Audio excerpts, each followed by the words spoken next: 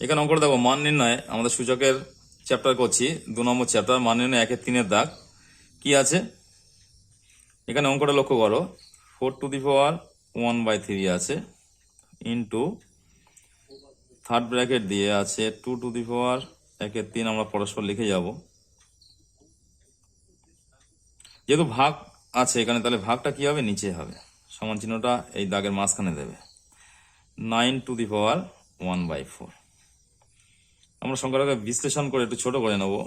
কিভাবে? 4 মানে হলো 2² ইন্টু এখানে পাওয়ারটা 1/3 আছে, থার্ড ব্র্যাকেট এখানে আছে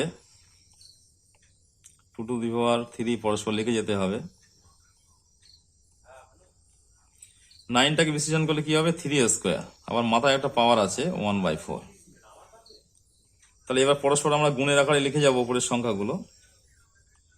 2⁻2/3 ইন্টু 2⁻1/3, 3⁻1/2। নিচে কি আছে, এই 2 আর 4 কাটাকুটি করে একটু ছোট করে নিলাম, তাহলে কি হবে, 3⁻1/2। এবারে এখানে দেখো, ওপরে গুণের আকারে আছে, নিচে আবার ভাগের আকার আসছে। তাহলে ভাগের আকার কাজটা মানে বেস সমান আছে কার কার, এই 3 আর 3-এর বেসটা সমান আছে, তাহলে 3-এর সাথে এইটার ভাগ হবে, এগুলো এইভাবে থেকে যাবে।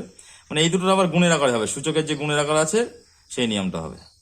তাই 2 বেস একই হলে পাওয়ারগুলো যোগ হবে, 2/3 প্লাস 1/3 ইন্টু 3⁻1/2 আছে, এটা উপরে গেলে কি হবে, বলেছি ভাগের সময় পাওয়ারটা বিয়োগ হয়, তাহলে -1/2।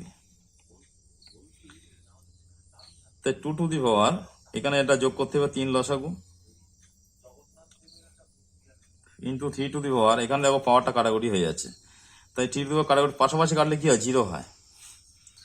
এখানে ইকুয়ালস টু 2 যোগ করলে 3/3 ইন্টু বলেছিলাম সামথিং টু দি পাওয়ার 0 হলে সেটা 1 হয়, মানে কোনো কিছু টু দি পাওয়ার 0 হলে সেটা 1 এটা। তাহলে ইকুয়ালস টু কি দাঁড়াবে, 2 কাটাকুটি করলে কি হচ্ছে, 1/1, তাই 2⁻1 ইন্টু 1, তাহলে এখানে 2 × 1 = 2। এটাই হলো আমাদের অ্যান্সার।